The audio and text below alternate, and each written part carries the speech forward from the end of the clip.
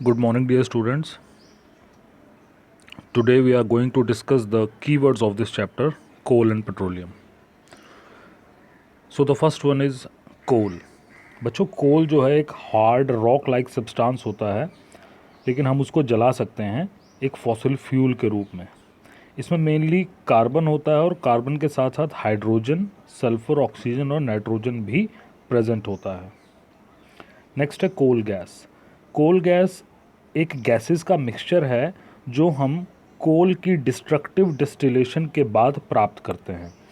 कोल की destructive distillation में हमको कोल गैस के साथ साथ और भी कई चीज़ें प्राप्त होती हैं, जैसे कोल तार और कोक। अब देखते हैं डिस्ट्रक्टिव डिस्टिलेशन क्या है। बच्चों, डिस्ट्रक्टिव डिस्टिलेशन जो है वो किसी भी सॉलिड को जब हम डिकम्पोज करते हैं एक क्लोज्ड कंटेनर के अंदर, तो उस सॉलिड के अंदर जो वोलेटाइल कंपोनेंट्स होते हैं वो हट जाते हैं उसमें से। तो कोल गैस जो है वो हम कोल को एक कंटेनर में बंद करते हैं और उसके बाद उसको डिकम्पोज करते हैं। तो उससे क्या होता है, कोल के अंदर जितने भी वोलेटाइल गैसेस होती हैं वो उसमें से निकल जाती हैं और बाद में हम उन गैसेस को अलग से इकट्ठा कर लेते हैं।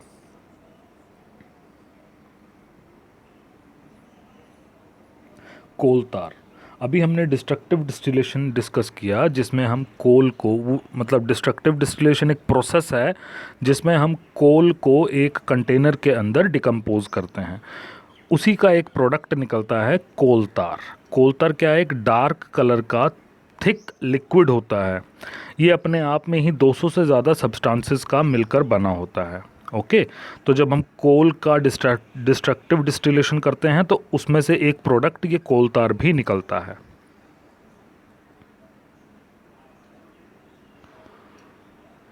कोक जो है एक ग्रे कलर का हार्ड और पोरस मतलब उसके अंदर छोटे छोटे बहुत ही माइन्यूट छोटे छोटे होल्स होते हैं।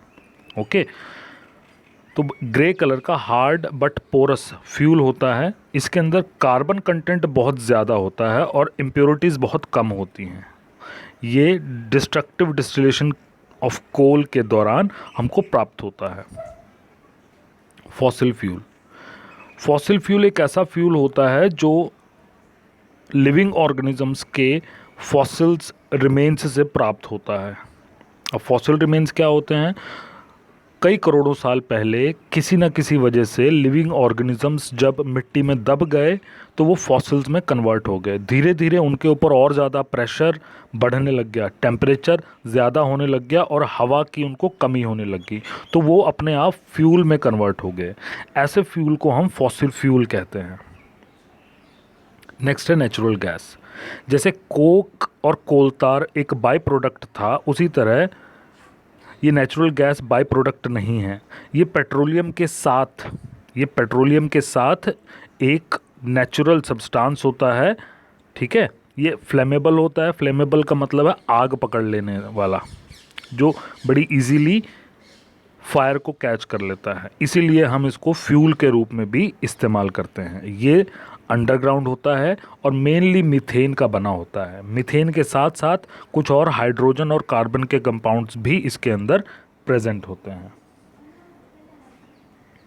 पेट्रोलियम बच्चों, पेट्रोल मत समझिएगा। पेट्रोलियम अपने आप में एक कच्चा तेल होता है जिसके अंदर से हम पेट्रोल, डीजल जैसी दूसरी चीज़ों को सेपरेट करते हैं।